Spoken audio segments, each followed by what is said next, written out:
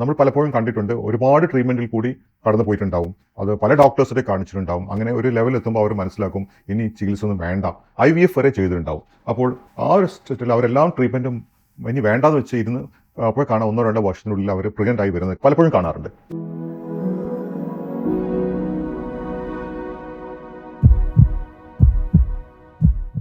Hello, ഞാൻ doctor Nasar, head of department and senior consultant gynaecology, Aster MIMS Kozhikode. വന്ധ്യതയുടെ ചികിത്സയും അതുപോലത്തെ അതിൻ്റെ ഇവാലുവേഷനും ഒരുപാട് സ്ട്രെസ് ഉണ്ടാക്കുന്നുണ്ട്. മാത്രവുമല്ല, കുട്ടികളുണ്ടാവാതെ കുറച്ചു കാലം കഴിയുമ്പോൾ തന്നെ സ്ട്രെസ്സ് വരാൻ തുടങ്ങും. പിന്നെ അത് കാലങ്ങൾ പോകുന്നതനുസരിച്ച് സ്ട്രെസ്സ് കൂടിക്കൂടി വരും. അപ്പോൾ ഈ സ്ട്രെസ്സിന് കാരണം നോക്കുകയാണ് ഒന്ന് കാര്യമായിട്ട് നമ്മുടെ ഫാമിലി മെമ്പേഴ്സ്, ഫ്രണ്ട്സ്, ഇവരുടെ തന്നെയാണ് സ്ട്രെസ്സ് വരുന്നത്.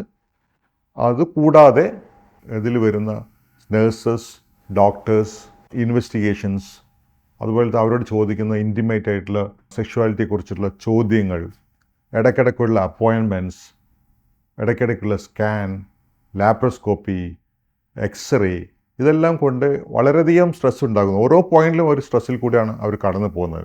വേറെ ഒരു അസുഖമൊക്കെ ആണെങ്കിൽ നമുക്ക് നമ്മുടെ ഫ്രണ്ട്സ് സർക്കിളിൽ നിന്ന്, ഫാമിലി സർക്കിളിൽ നിന്നൊക്കെ ഒരു സിമ്പതി കിട്ടും, അല്ലെങ്കിൽ സപ്പോർട്ട് കിട്ടും.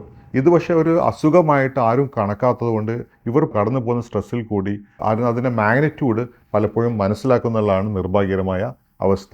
അപ്പോൾ പഠനങ്ങൾ കാണിക്കുന്നത് ഒരു മെജോറിറ്റി ഓഫ് ദ കേസിലും സ്ട്രെസ്സ് ഇൻഫെർട്ടിലിറ്റി കാരണം ആവുന്നില്ല എന്നുള്ളതാണ്. പക്ഷേ എന്നാലും ഒരു 5 മുതൽ 10% വരെയുള്ള ദമ്പതിമാരിൽ സ്ട്രെസ്സ് കാരണം അത് ഇൻഫെർട്ടിലിറ്റി ഉണ്ടാവുകയോ അല്ലെങ്കിൽ ഇൻഫെർട്ടിലിറ്റി അത് കൂടുതൽ കോംപ്ലീറ്റ് ചെയ്യുകയോ ചെയ്യുന്നതായിട്ട് കാണുന്നുണ്ട്.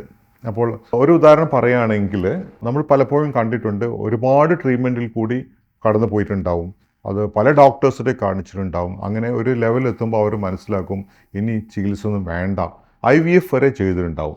അപ്പോൾ ആ ഒരു സ്റ്റേറ്റിൽ അവരെല്ലാം ട്രീറ്റ്മെൻറ്റും ഇനി വേണ്ടാന്ന് വെച്ച് ഇരുന്ന് അപ്പോൾ കാണാം 1-2 വർഷത്തിനുള്ളിൽ അവർ പ്രഗ്നൻ്റ് ആയി വരുന്നത് പലപ്പോഴും കാണാറുണ്ട്. അപ്പോൾ ഇവിടെ സ്ട്രെസ്സ് പ്ലേ ചെയ്യുന്നുണ്ട്, വളരെയധികം എസ്റ്റാബ്ലിഷ്ഡ് ആയ ഒരു ഫാക്റ്റാണ്. അതെല്ലാം മാറി അവരുടെ മൈൻഡ് പൂർണ്ണ സ്ഥിതിയിലേക്ക് വന്നുകൊണ്ടാണ് അവരിപ്പോൾ കൺസീവ് ചെയ്തിട്ടുള്ളത്. അപ്പോൾ എങ്ങനെയാണ് ഈ സ്ട്രെസ്സ് കാരണം ഇൻഫെർട്ടിലിറ്റി വരുന്നത് നോക്കാം.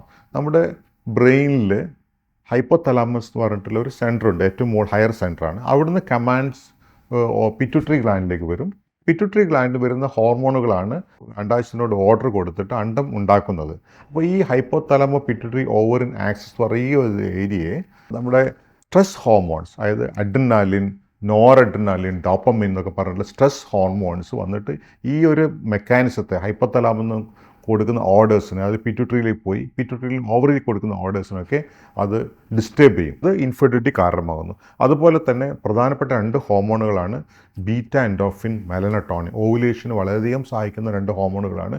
ഇതിൻ്റെയും ആക്ഷനെയും പ്രൊഡക്ഷനും ഒക്കെ ഈ സ്ട്രെസ് ഹോർമോൺസ് വളരെയധികം മോശമായി ബാധിക്കുന്നുണ്ട്. അതുകൊണ്ട് നമ്മൾ വളരെയധികം ഇമ്പോർട്ടൻ്റ് ആയിട്ട് കാണേണ്ടതാണ് പ്രഗ്നൻസി അതുപോലെ റിലേറ്റഡ് ആയിട്ടുള്ള കാര്യങ്ങൾ. ഒരുപാട് സ്ട്രെസ് ഉണ്ടാകിൽ കൂടിയും വളരെ കാമായിട്ട് കൂളായിട്ട് നേരിടാൻ പറയാറുണ്ട്.